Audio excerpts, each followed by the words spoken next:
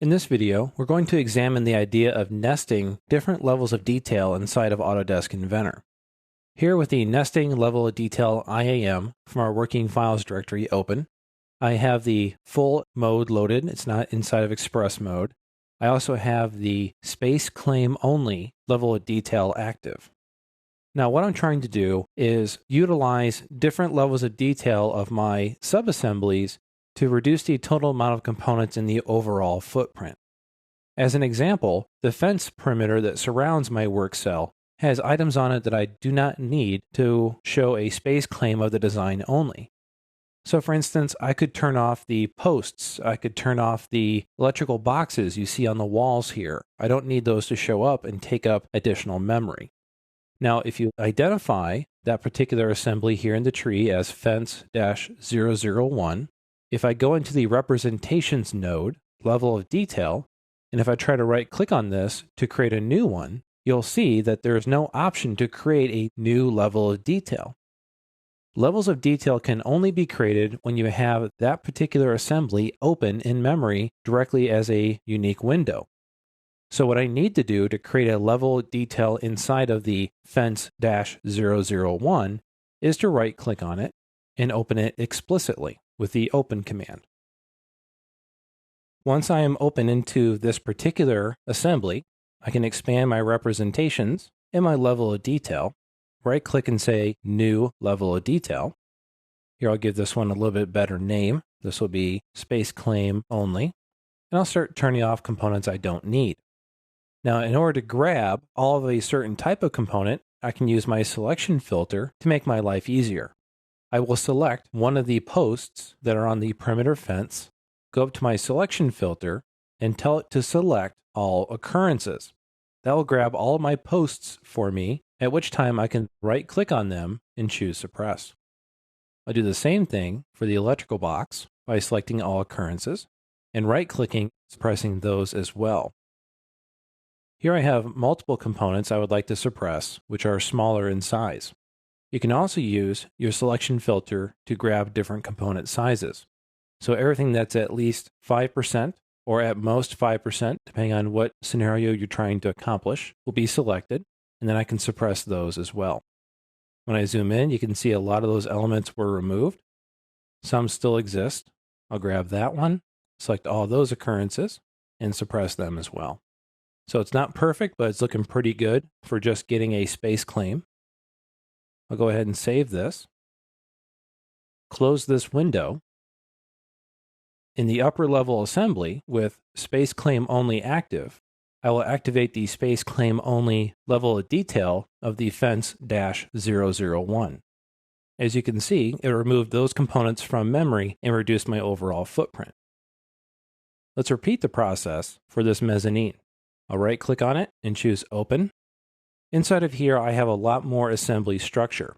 Not all the selection methods work effectively when you are dealing with a large amount of subassembly structure. So if I were to use the same select component size and have the at most selected here of 5%, you can see it selects everything because certain components inside of there are being selected, but my filter is set to component selection. So it grabs the entire component, not just the individual parts inside of it.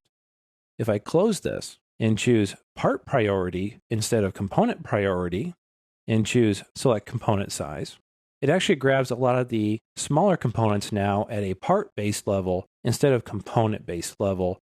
Even still, I tend to caution against this because when you do suppress them in this nature, it becomes rather resource intensive for the software to calculate and go through and make those adjustments. It is a little bit better to go to the individual subassemblies and make logical decisions on what does not need to show up in your large assembly. For now, I'll make some very obvious changes here. I'll change back to component priority, and your shortcut for that is holding down the Shift key, right-click, and it brings up that selection filter. Here I'll choose component priority. I'll grab this component, Shift right-click, select all occurrences, and simply suppress those. Now, since I did not pre-name the level of detail, it's currently called Level of Detail 1. When I go to save this, I'll make sure I give it a better name. Space Claim Only will be the name for this one. I'll choose yes and have it save. I'll close this window. And again, at this top level of the design, under Space Claim Only, I'll find this component in my tree and change his representation to Space Claim Only. If you use consistent level of detail names, such as Space Claim Only that I did right here, and that goes through a very long list of hierarchy, going down to a very small structure of your design from this very high level, it'd be very tedious to go through each level of design and start linking these levels of detail together. So instead, we have a nice productivity command called link levels of detail. I have another level of detail at the top level of this design called small components off. If I expand some of these subassemblies, you will notice there's also another level of detail in them called small comp off. Now, the fact that these don't have the same exact name is an important issue. When you use the link levels of detail command, levels of detail have to have exactly the same name. They can't be off by a space, they can't be off by a letter. It has to be precisely the same name. So if you like this method I'm about to show you, a good idea would be to open up your Autodesk Inventor assembly templates and to seed that with your level of detail names you commonly use. So I would open up that template, I would create a level of detail when nothing really exists yet, and call it small comp off, or space claim only, or vendor supplied. I can create all these basic template levels of detail so that my link command works more effectively and faster. Now that I understand that, I'm going to make the small components off active. Actually, I'm going to make the save to those changes first. And let it update the mask properties with a yes. I'll make the small components off active and fix the name here to be identical to that subassembly name of small comp off. The link levels of detail command is located up on your productivity panel in the flyout that exists there, and you want to start the link levels of detail command. Here it will show you all of your levels of detail at your current level of design. When you choose the one you want to link together, it will scan the subassemblies and their subassemblies for that same name and try to hook them all together. I'll choose OK. It's going to let me know my level of detail I have currently will be changed. Now, this particular level of detail is removing a lot of small components that I had. Before I did this, I had roughly 9,700 total occurrences.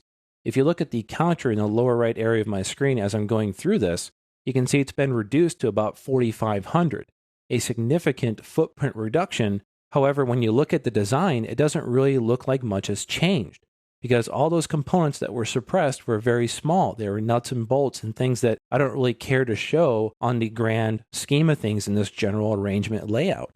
So what this has done for me is allowed me to have a little bit more user-friendly model to put into drawings, to do for documentation, visualization, to send to a client, to save as a step file and give to somebody, and it doesn't have all those little parts in it.